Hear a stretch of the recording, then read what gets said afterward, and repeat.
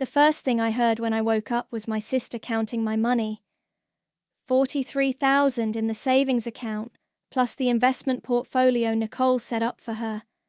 God, Nora always was such a control freak about finances. Blair's voice drifted through the fog in my head like poison through water. I tried to open my eyes, tried to move, tried to scream. Nothing. My body was a prison, but my mind was crystal clear, recording every venomous word. Don't be crude, Blair. That was my mother, Athena, her tone sharp as always. Your sister is fighting for her life. Fighting? Mom, look at her. The doctors said severe brain trauma. She's been like this for 3 weeks. Even if she wakes up, she'll never be the same. My name is Nora, and I was listening to my family plan my funeral while I was still breathing. The accident came back in flashes, rain on the windshield, headlights in my mirror, the sickening crunch of metal. I'd been driving home from closing the biggest deal of my career, a commercial property sale that would set me up for years. 34 years old, finally hitting my stride, finally proving I didn't need anyone. Apparently, I'd been wrong about that last part. The house alone is worth 200,000, Blair continued, and I could hear her flipping through papers. Plus her car, her jewelry, that ridiculous art collection she was always bragging about. We need to be careful, Athena said. There are legal procedures. We can't just what? She's my sister. I'm her next of kin. You're her mother. Who's going to stop us? The machines around me beeped steadily, monitoring a body that felt like it belonged to someone else. But my hearing was perfect, my memory sharp as a blade. Every word carved itself into my consciousness. I spoke to that lawyer friend of hers, Nicole. She's been asking questions about Nora's affairs. We need to be smart about this. Nicole's always been jealous of what Nora had. She won't be a problem. Wrong again, Blair. Nicole had been my closest friend since law school. The one person who'd never wanted anything from me except my friendship. If anyone would fight for me, it would be her. I've already contacted a specialist about having her declared incompetent, Athena said, her voice dropping to a whisper. Dr. Martinez thinks it's just a formality at this point. With the extent of her injuries, my heart would have stopped if it wasn't being kept alive by machines. Incompetent. They were going to have me declared mentally incompetent while I lay here, aware of every word, every betrayal. How long will that take? Blair asked. A few weeks, maybe a month. We need medical testimony, psychological evaluation, though obviously she can't participate in that. Athena's laugh was cold.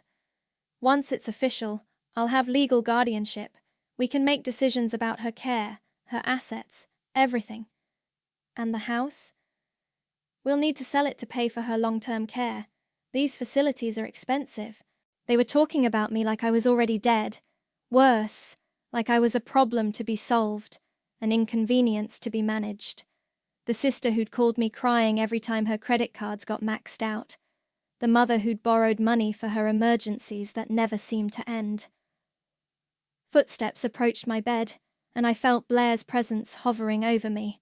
You know what's funny? She said, her voice closer now. She always acted like she was so much better than us. Miss Independent, Miss I don't need anyone. Look at her now. I wanted to grab her throat. I wanted to scream that I could hear every word, that I was still here, still fighting. Instead, I lay motionless, a prisoner in my own body. Don't be cruel, Athena said, but there was no real reproach in her voice. She's still your sister, is she? Because the sister I knew would never forgive us for this. The room fell silent except for the mechanical breathing of the ventilator. Then I heard something that made my blood freeze. Then it's a good thing she'll never know. Their footsteps retreated, voices fading as they moved toward the door. But I caught Blair's final words, spoken like a prayer of gratitude. Thank God for small miracles. The door closed with a soft click, leaving me alone with the machines and the crushing weight of betrayal. In the silence, I made myself a promise. They thought I was helpless, thought I was gone. They had no idea who they were dealing with. A new voice broke through my thoughts. Gentle, unfamiliar. I know you can hear me. The voice belonged to a man I'd never seen before. Tall, gentle-faced, with kind eyes that seemed to see right through the medical chart clipped to my bed. My name is Edison. I'm your night nurse. He moved around my bed, checking monitors with practiced efficiency. I've been watching you for 3 days now. Your vitals spike every time your family visits. Your pupils dilate when they talk about your money. He leaned closer, speaking barely above a whisper. I've seen a lot of patients in vegetative states. None of them cry. Tears. I hadn't even realized I was crying, but I felt the wetness on my cheeks now. Edison gently wiped them away with a tissue. If you can hear me, blink once. The effort was enormous, like lifting a mountain, but I managed it. One deliberate blink. Edison's face broke into a smile. There you are. I knew it. He pulled up a chair beside my bed. Listen carefully. Your family moved you here yesterday. Sunny Meadows Care Facility. They told the staff you're completely unresponsive, that there's no hope for recovery. My heart hammered against my ribs. A care facility. They'd already started the process of erasing me from the world. They've been busy while you were in the hospital. Your sister's been posting on social media about your tragic condition. Lots of sympathy from friends. Lots of donations for your care. He showed me his phone screen. Blair's Facebook page was a shrine to martyrdom. Photos of her looking devastated outside the hospital. Posts about staying strong for Nora. Updates about how hard it was to make these impossible decisions. The comments made me sick. Dozens of people offering prayers, money, support. People I'd known for years, buying every word of Blair's performance. There's more, Edison said, scrolling through the posts. She sold your car 3 days ago. Posted about how heartbreaking it was to let go of your precious belongings, but how the money would help with medical expenses. My BMW. The first luxury I'd ever bought myself, saved for 2 years to afford it. Gone. I need you to listen carefully, Edison continued. I'm going to help you, but we have to be smart. If anyone finds out you're conscious, your family will move you somewhere I can't reach you. Do you understand? I blinked once. Good. I'm going to leave a notepad and pen on your bedside table. Tonight, when I'm sure we're alone, I'll help you write a message. Is there someone you trust? Someone who would fight for you? Nicole. I tried to mouth her name, but nothing came out. Edison seemed to understand anyway. Your lawyer friend? Nicole? I heard your mother mention her. One blink. Perfect. We'll get word to her. He stood up, adjusting my blankets. For now, you need to keep pretending. Can you do that? Before I could respond, voices echoed in the hallway. Edison quickly pocketed his phone and grabbed a clipboard, transforming back into the professional nurse just as my door opened. How is she tonight? Athena's voice, syrupy with fake concern. No change, Mrs. Shepherd. Vitals are stable, but there's no sign of consciousness. That's what we expected. Athena moved to my bedside, and I felt her cold fingers touch my forehead. My poor daughter. At least she's not suffering. If only she knew. The doctor mentioned something about long-term placement, Edison asked, playing his role perfectly. Yes, we're looking into facilities that specialize in cases like hers. Somewhere she can get the care she needs without being a burden on anyone. A burden. Her own daughter, a burden. Of course, these decisions are never easy for families. No, they're not. Athena sighed dramatically. But sometimes we have to make hard choices for the people we love. Nora would understand. She was always practical about these things. Practical. Like it was practical to steal everything I'd worked for, while I lay helpless. "I should let you have some time with her," Edison said. "I'll be at the nurse's station if you need anything." He left, and I was alone with my mother. She sat in the chair Edison had vacated, pulling out her phone. "Your cousin Ruby is coming to visit tomorrow," she said, scrolling through messages. "She's been so worried about you. Everyone has.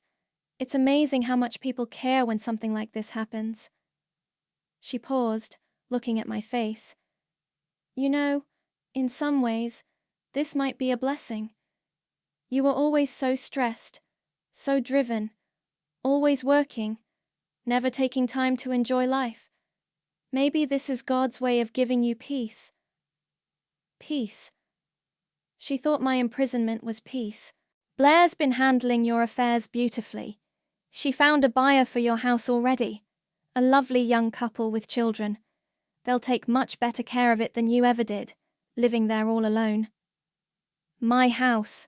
The Victorian I'd restored myself, room by room, weekend by weekend. The place where I'd planned to grow old, where every corner held a memory of my independence. The closing is next week. Blair's using the money to pay off some of your debts, of course. You had more than we realized. But don't worry. There will be enough left for your care. Lies, all lies. I didn't have debts. I had savings, investments, a portfolio that Nicole had helped me build. But who would believe a woman in a vegetative state? Athena stood up, smoothing her skirt. "I should go. Blair's making dinner, and you know how she gets when people are late." She leaned down and kissed my forehead, the gesture as empty as everything else about her. "Sleep well, sweetheart. Tomorrow's going to be a big day." The door closed behind her, and I was alone again. But not for long. Edison appeared within minutes, moving quietly to my bedside. "Did you hear all that?" One blink. "Then you know we don't have much time." He pulled out the notepad and pen. "Let's get that message to Nicole." Edison guided my hand around the pen, his fingers steady over mine. Each letter was agony, my muscles fighting against months of stillness, but slowly words appeared on the paper. "Help me. I'm awake. They stole everything. N. That's perfect," Edison whispered, tearing off the page. "I'll get this to Nicole tomorrow. She comes by the hospital sometimes. I have a friend in the ER who can pass it along." The next morning brought Ruby, my 22-year-old cousin, bouncing into my room like she was visiting a zoo exhibit. Her blonde hair was freshly highlighted, and she wore a designer purse I'd never seen before. "Oh my God, Nora! You look so peaceful," she gushed, settling into the visitor's chair. "I mean, considering everything that's happened." Edison was adjusting my IV, pretending not to listen, but I caught his subtle nod. He was recording everything. "Blair took me shopping yesterday to cheer me up. I was so depressed about you, and she said retail therapy would help. Look at this bag. It's Coach." Ruby held up the purse, spinning it to catch the light. "Blair said you would have wanted me to have nice things. You always were so generous. Generous. With money that wasn't even hers to spend." She bought herself the most gorgeous necklace too, diamonds and sapphires. She said it reminded her of you, so it was like keeping your memory alive. My jewelry. Blair was wearing my jewelry while I lay here like a corpse. Oh, and Seamus is finally getting his business off the ground. Blair's been able to invest in his company now that she has access to your accounts. Isn't that wonderful? You always believed in supporting family dreams. Seamus, Blair's husband, had been pitching his revolutionary app idea for 3 years. It was garbage then, and throwing my money at it wouldn't make it less garbage now.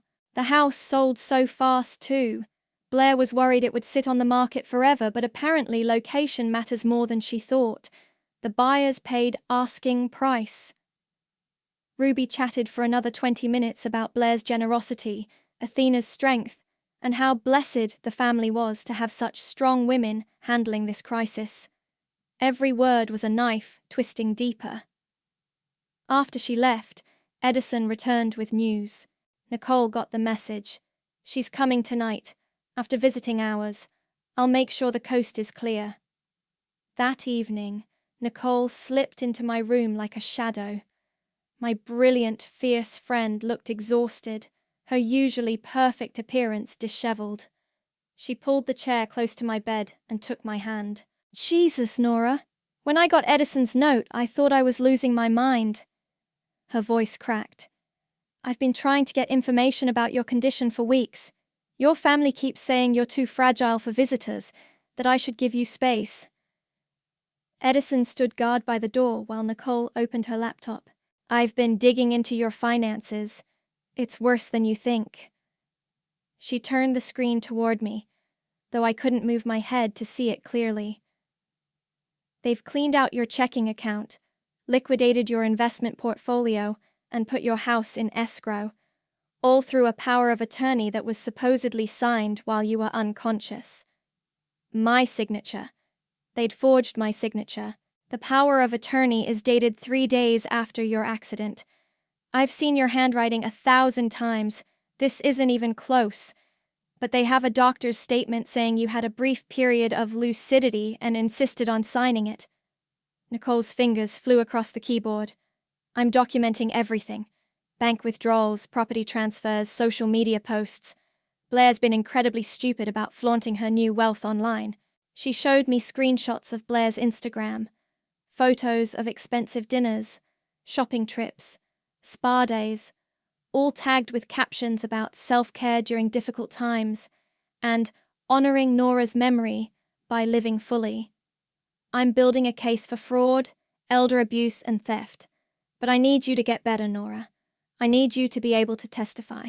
Edison approached the bed. She's been making progress, small movements, better muscle response. The physical therapist thinks she might regain some function with intensive work. How long? Nicole asked. Hard to say. Weeks, maybe months. We might not have that long. Nicole pulled up another document. I intercepted a letter from Sunny Meadows to your mother. They're recommending transfer to a state facility. Cheaper long-term care. Minimal oversight. Edison's face went pale. When? The letter's dated yesterday. They want to move her within the month. A state facility, where I'd disappear completely, where no one would question my condition or care about my recovery, where Edison couldn't protect me and Nicole couldn't visit. There's something else, Nicole continued. I ran into Rowan, your family's accountant, at the coffee shop downtown. He looked like he hadn't slept in weeks. When I mentioned your name, he practically ran away. You think he knows something?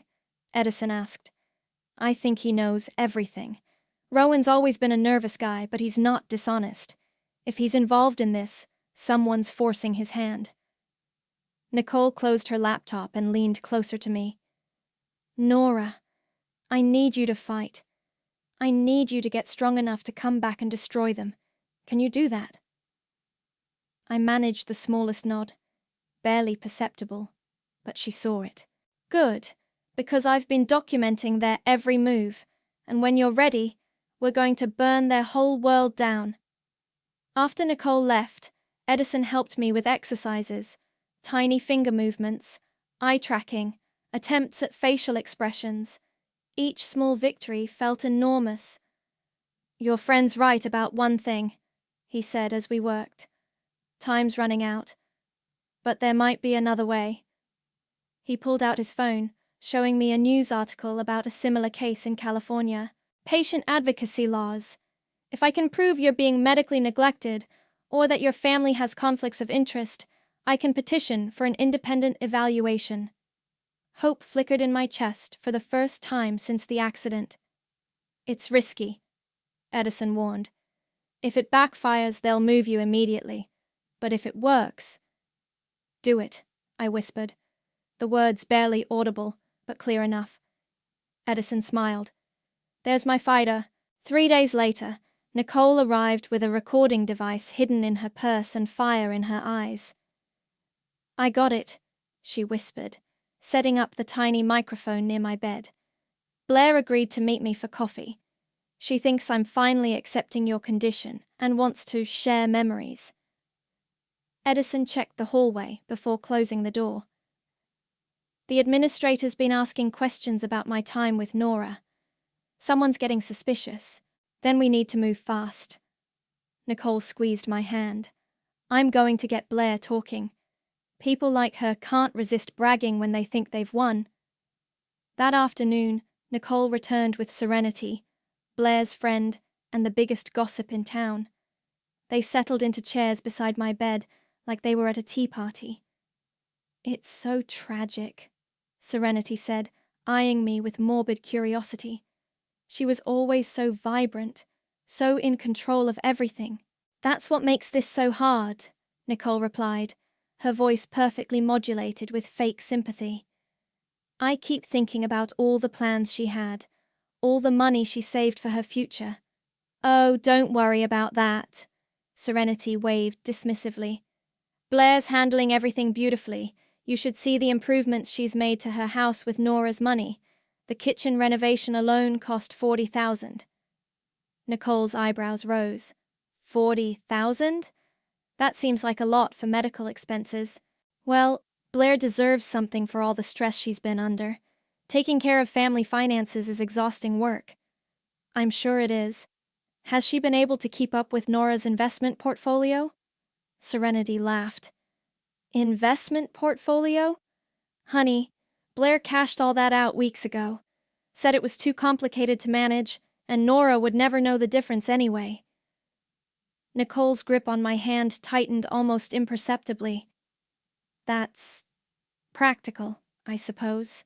Blair's always been the practical one. She told me just yesterday that this whole situation might be a blessing in disguise. Nora was so obsessed with money and success, she never learned to enjoy life. Now Blair can use that money to actually live. The recording device captured every venomous word. Speaking of living, Serenity continued, did you see Blair's new jewelry? That sapphire necklace is gorgeous. She said it belonged to Nora, but since Nora can't wear it anymore, she's wearing Nora's jewelry? Why shouldn't she? It's not like Nora needs it. Blair says she's honoring her sister's memory by making sure beautiful things don't go to waste. Nicole nodded thoughtfully. And the house sale went smoothly? Oh yes. Blair was so relieved.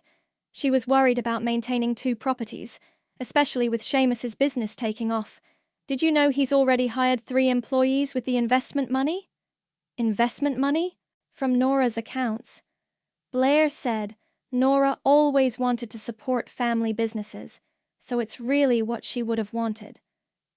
After they left, Nicole played back the recording. Serenity's voice filled the room, casually admitting to fraud, theft, and conspiracy. This is gold, Nicole said, but I need more. I need Blair herself, on record. Edison appeared in the doorway, his face grim. We have a problem.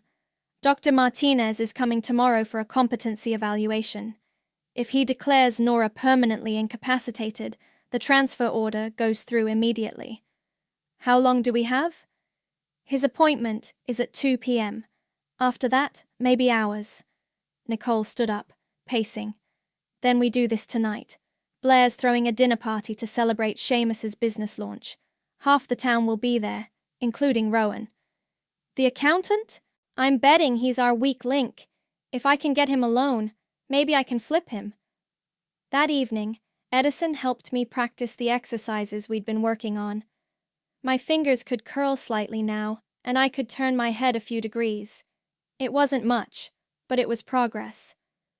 Whatever happens tomorrow, you need to know something, Edison said.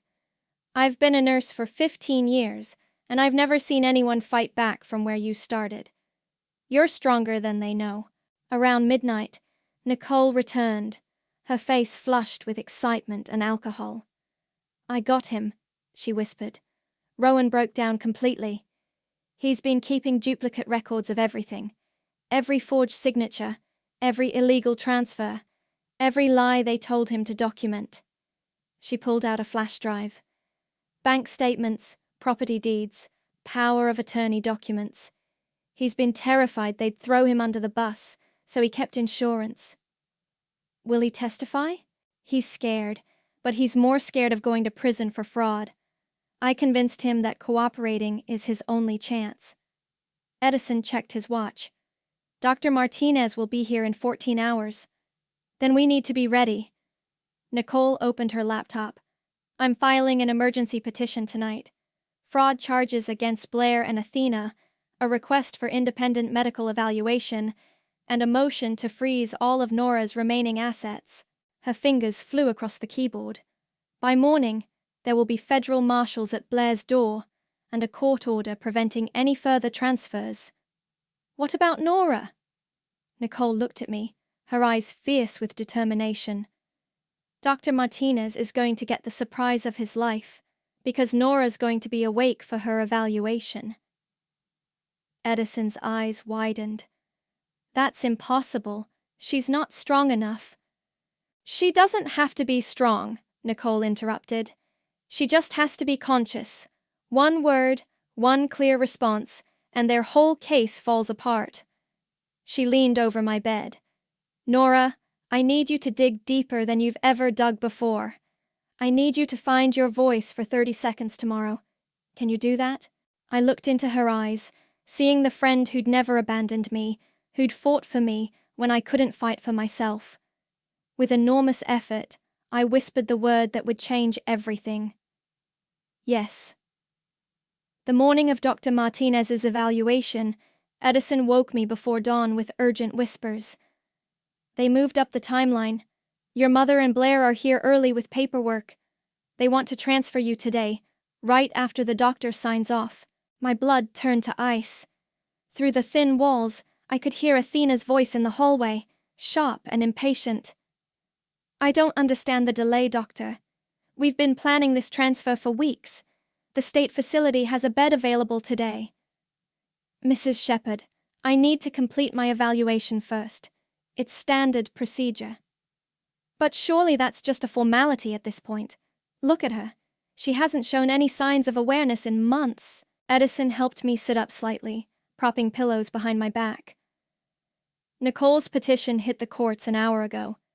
Federal marshals are already at Blair's house, but they can't arrest anyone until we prove you're competent. Where's Nicole? Parking lot. On the phone with the judge. She's trying to get an emergency stay on the transfer. Dr. Martinez entered my room with Athena and Blair trailing behind him. The doctor was younger than I'd expected, with kind eyes behind wire-rimmed glasses. Blair looked nervous, constantly checking her phone. Good morning, Nora, Dr. Martinez said, approaching my bed. I'm Dr. Martinez.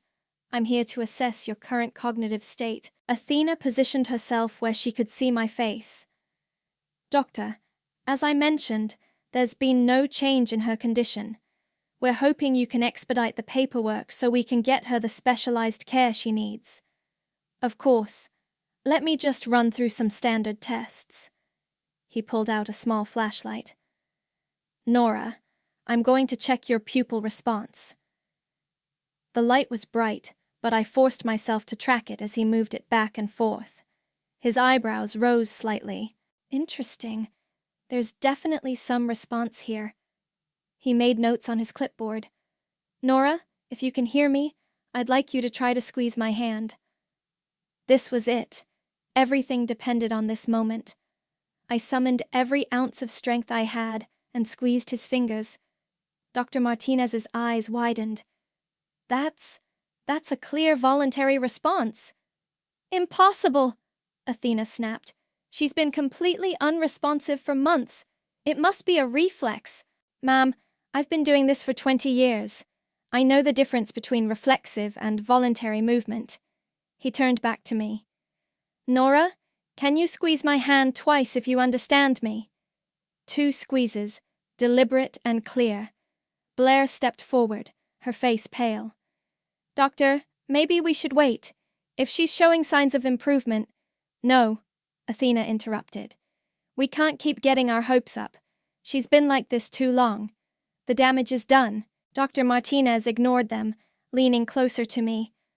Nora, this is very important. Do you know where you are? I opened my mouth, forcing air through my vocal cords. The word came out as barely a whisper, but it was clear. Hospital. The room went dead silent. Did she just... Blair started. She spoke, Dr. Martinez said, his voice filled with amazement. Nora, can you tell me your name? Nora, I whispered, each word a monumental effort. Nora Shepherd. Athena's face had gone white. This is impossible. She's been in a vegetative state. Ma'am, your daughter is clearly conscious and responsive. This changes everything.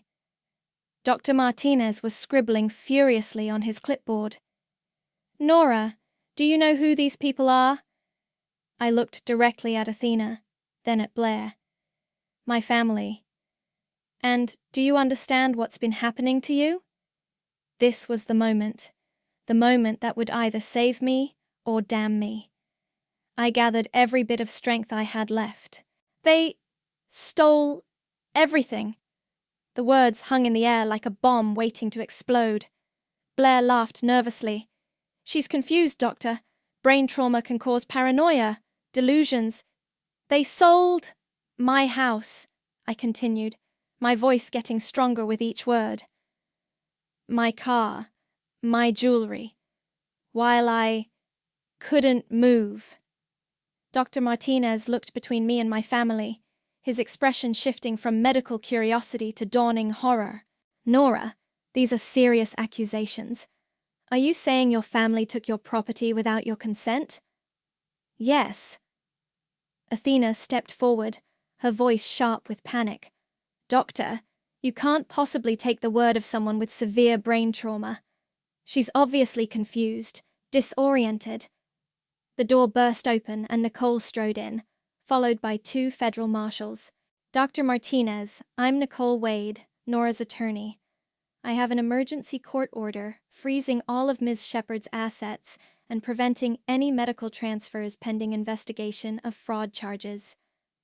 She handed him official-looking papers while the marshals positioned themselves near Blair and Athena. What is the meaning of this? Athena demanded. The meaning, Nicole said, her voice ice-cold, is that your daughter is awake, aware, and ready to testify about everything you've done to her. One of the marshals stepped forward. Blair Shepherd and Athena Shepherd, you're under arrest for financial elder abuse, fraud, and conspiracy to commit theft.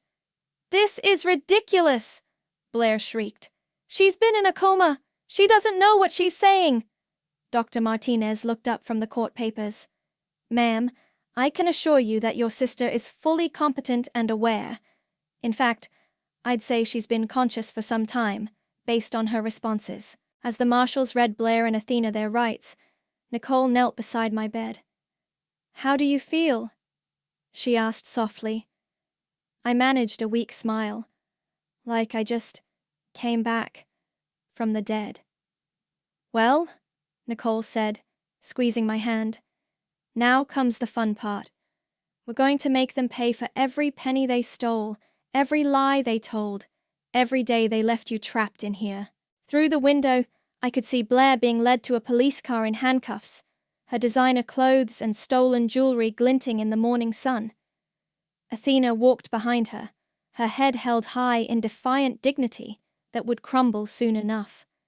Edison appeared at my bedside, grinning. I guess this means you won't be needing that transfer after all. No, I whispered, my voice growing stronger with each word. I think I'll be staying right here until I'm ready to go home. About that, Nicole said, pulling out another set of papers. I have some good news. The house sale was fraudulent, so it's been reversed. Your buyer was very understanding when we explained the situation. My house, my sanctuary, still mine. And the money? Nicole's smile turned predatory.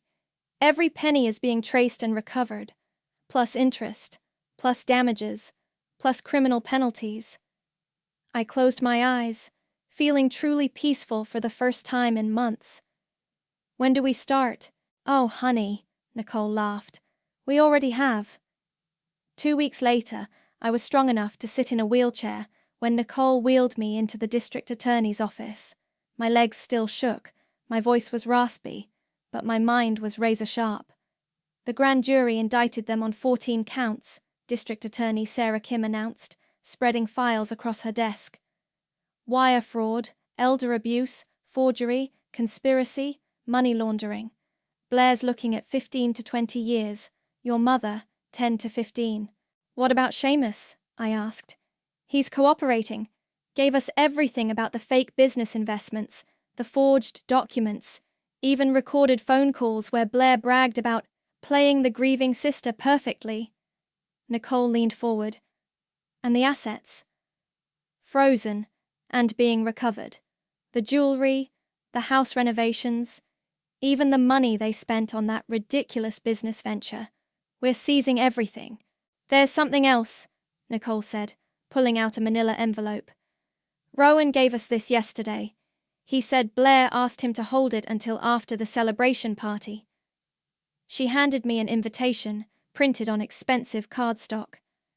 Join us in celebrating new beginnings. Blair and Seamus invite you to toast their success. Saturday, 7 p.m. Life is for the living. They were planning a party. I stared at the invitation, my hands trembling with rage. Not just any party, Nicole continued. Rowan said Blair called it her freedom celebration. She was planning to announce that you'd been moved to a state facility and that the family could finally move forward. The party's tomorrow night, D.A. Kim added. Most of your extended family will be there, plus half the town. Blair's been telling everyone it's a celebration of life, essentially your funeral while you're still alive.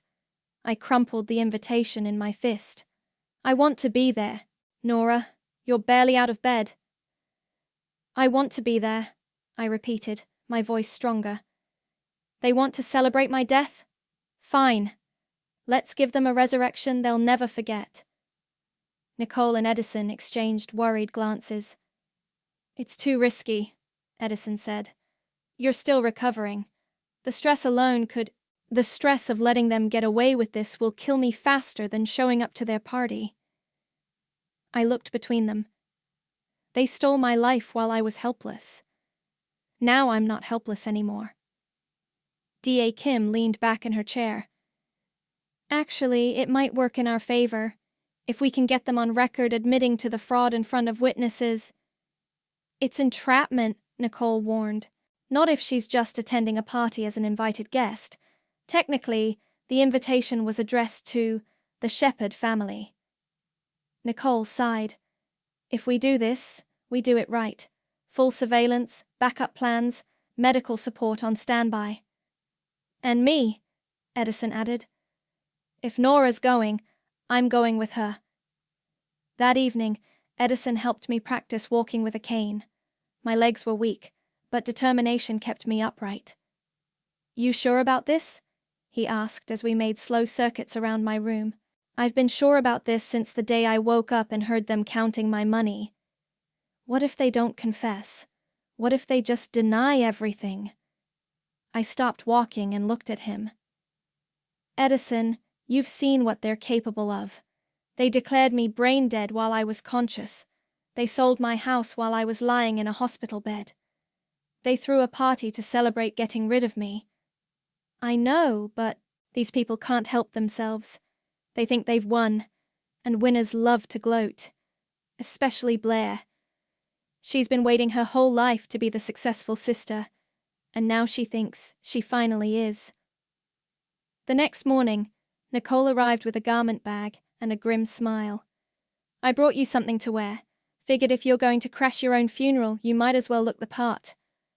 She unzipped the bag to reveal a black dress. Elegant, expensive, and unmistakably mine. Where did you get this? Your house. The buyers let me retrieve some of your personal items. I thought you might want to wear something that actually belongs to you. As Edison helped me get dressed, Nicole set up recording equipment. Audio and video, she explained, clipping a tiny camera to my dress. Everything will be transmitted to a van outside. The DA's team will be monitoring. What's the signal if I need help? Just say the word, hospital. The team will be inside in 30 seconds. Edison adjusted my wheelchair. You don't have to walk in. Let them see you exactly as you are, a survivor of their abuse. No. I gripped my cane and stood up slowly. I'm walking into that party on my own 2 feet. They need to see that they didn't break me. As we drove toward Blair's house, my former house, bought with my money, I saw cars lining the street. The party was in full swing. Last chance to back out, Nicole said. Through the windows, I could see people laughing, drinking, celebrating. Blair moved through the crowd in a red dress, playing the gracious hostess. She was wearing my sapphire necklace. Not a chance in hell. Edison parked in the driveway, and Nicole came around to help me out. I stood on shaking legs, gripping my cane, and looked up at the house I'd restored with my own hands. Ready? Nicole asked. I straightened my shoulders and took a step toward the front door. Let's go ruin their party. The sound of laughter and music drifted from inside. In a few minutes, that laughter would turn to screams, the music would stop, and Blair's celebration would become her worst nightmare. I reached for the doorbell, then stopped. Why announce myself? This was supposed to be my funeral after all. Instead, I turned the handle and walked right in. The first person to see me was Mrs. Henderson from down the street. Her wineglass slipped from her fingers and shattered on the hardwood floor I'd refinished myself. The sound cut through the party chatter like a gunshot. Conversations died. Heads turned. The room went dead silent except for the jazz music still playing from hidden speakers. Blair stood frozen in the center of the living room, my sapphire necklace catching the light around her throat. Her face went white, then green, like she was about to vomit. "Hello, Blair," I said, my voice carrying clearly across the silent room. "Thank you for the invitation," someone screamed. I think it was Serenity. "Nora?" Ruby stepped forward, her face a mask of confusion. But you're dead?" I smiled, leaning heavily on my cane. "Not quite, though I understand that was the general idea." Blair found her voice first, high and shrill with panic. "This is impossible. You're supposed to be in the state facility. The doctor said I was conscious and competent. Funny how you forgot to mention that part to your guests." I looked around the room at faces I'd known for years. Neighbors, family friends, distant relatives, all of them staring at me like I was a ghost. "Please don't let me interrupt your celebration," I continued, moving slowly into the room. Edison stayed close behind me, ready to catch me if I fell. "I understand you're celebrating new beginnings, life being for the living and all that." Athena appeared from the kitchen, carrying a tray of appetizers. When she saw me, the tray crashed to the floor, sending shrimp and crackers scattering across the carpet. "Nora," her voice was barely a whisper, "you're awake." "I've been awake for weeks, Mother, listening to every word you said about me, every plan you made, every dollar you stole." The crowd began to murmur, confusion rippling through the room. I heard fragments of whispered conversations. "I thought she was brain dead. Blair said she'd never recover. What's going on?" Blair stepped forward, her hands shaking. "Everyone, please, there's been a misunderstanding. Nora's been very ill, and she's confused." "Confused?" I laughed, the sound sharp and bitter. "Let me clear up the confusion for everyone." I pulled out my phone and opened the recording app Nicole had prepared. Blair's voice filled the room, crystal clear. Thank God for small miracles. "She'll never know what we did." Gasps echoed around the room. Blair's face crumpled.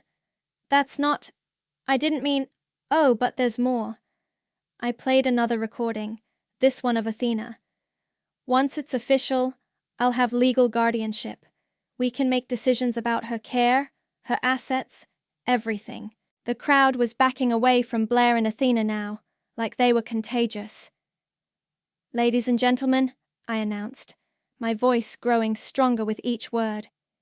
"You're not at a celebration of life. You're at a celebration of theft. My sister and mother have spent the last 3 months stealing everything I owned while telling you I was brain dead." "That's not true!" Blair shrieked. "She's lying! She's sick!" "Am I?" I gestured around the room. "This is my house, bought with my money. That necklace you're wearing? Mine. The renovations you bragged about on Facebook? Paid for with my savings while I lay helpless in a hospital bed?" Ruby stepped forward, her face pale. "Blair, is this true?" "Of course not. She's delusional. The federal government disagrees," Nicole said, walking through the front door with 2 FBI agents behind her. "Blair Shepard and Athena Shepard, you're under arrest for violation of federal wire fraud statutes." The room erupted in chaos.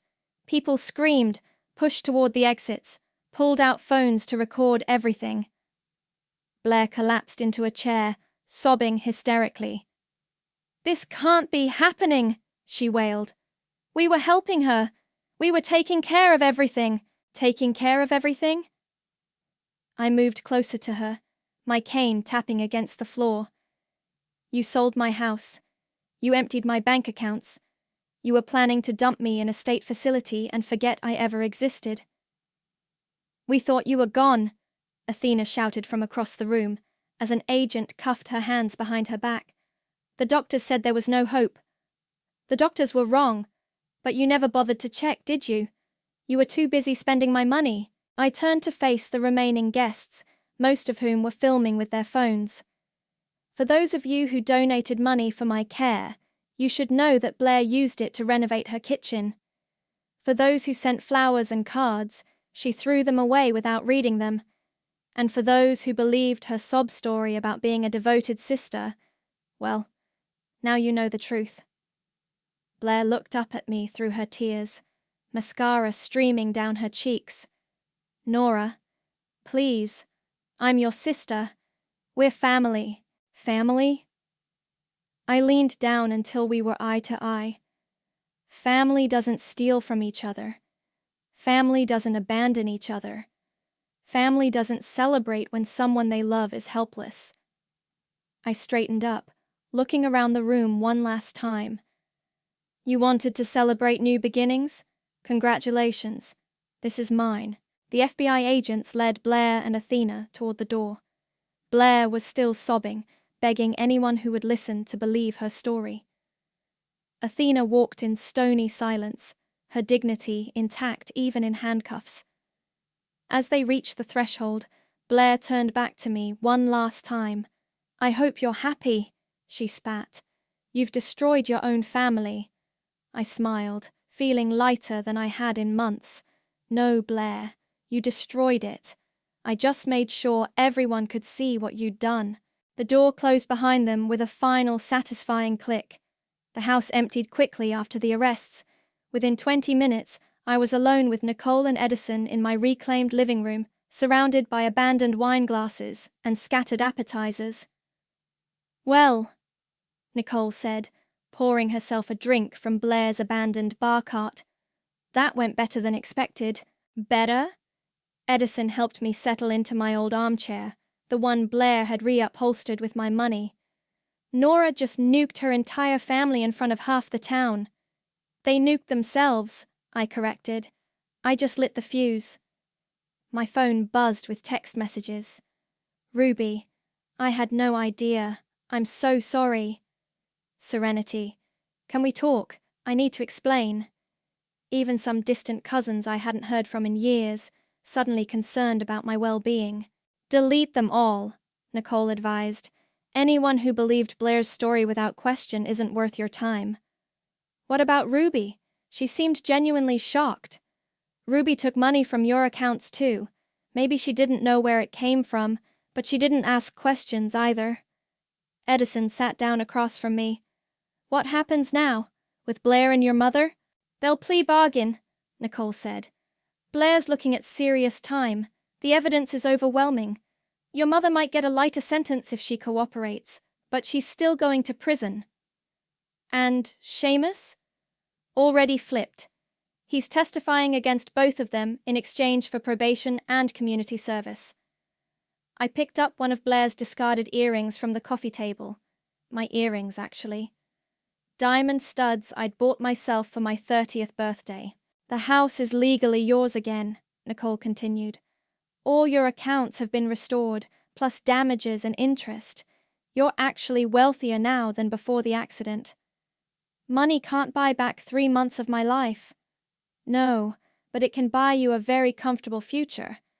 And the satisfaction of watching your family face consequences. Edison stood up, gathering empty glasses. I should head home. My shift starts early tomorrow. You're going back to nursing? For now.